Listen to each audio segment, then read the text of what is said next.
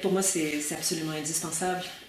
On ne peut pas avoir, puis je vous dirais que la profession infirmière est assez particulière parce que la définition même d'une profession, c'est un groupe de personnes qui est supposé jouir d'une certaine autonomie dans le cadre de ses fonctions.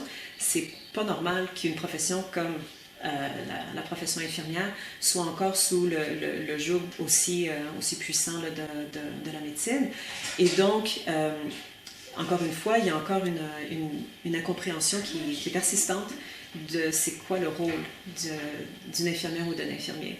Il y a encore beaucoup de gens qui vont percevoir ça comme une infirmière, un infirmier va faire ce que le médecin prescrit, ça va suivre des ordonnances, ça va être alors qu'on ne réalise pas que 90% du travail infirmier, en fait, c'est du travail qui est entièrement autonome. C'est de décider spontanément parce que la situation l'exige, de faire une évaluation, de mettre en place une désescalade de crise, par exemple, ou bien de vérifier les signes vitaux.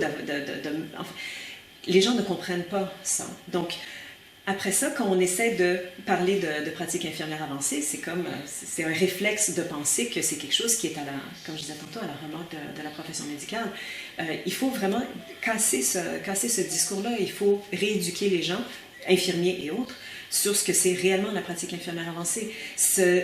Quand on regarde les écrits sur le sujet, il y a des livres qui ont été écrits là-dessus. Là, on a les livres écrits par une Américaine, là, Hammerk, par exemple, qui parle énormément de ça. Elle parle presque pas de la médecine là, dans ses livres. C'est vraiment justement le déploiement de l'expertise infirmière à proprement parler. Donc, l'expertise existante et l'expertise qui est développée à travers des activités de recherche, notamment.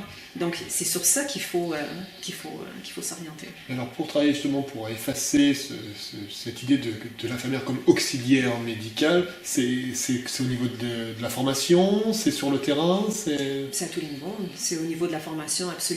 C'est au niveau du discours public. C'est au niveau des médias également. Donc, au Canada, on essaye souvent quand des journalistes, par exemple, des reporters font ils sortent des nouvelles au sujet là, des infirmières praticiennes ou bien du développement de ce rôle-là. Ils vont utiliser une terminologie qui n'est pas adéquate, qui est mal informée, mais qui est facile à comprendre pour le lectorat. Donc c'est important de corriger ça, c'est d'utiliser la bonne terminologie dans les documents qu'on produit, dans les publications qu'on fait, dans les milieux même, quand on parle de ces infirmières-là, il faut utiliser encore une fois les bons mots, les bonnes descriptions, les bonnes définitions. Ça veut dire qu'il faut les connaître aussi. Donc, c'est vraiment à tous les niveaux que ça se joue. On ne va pas réussir à opérer ce changement-là en ciblant un seul secteur. C'est vraiment à large éventail.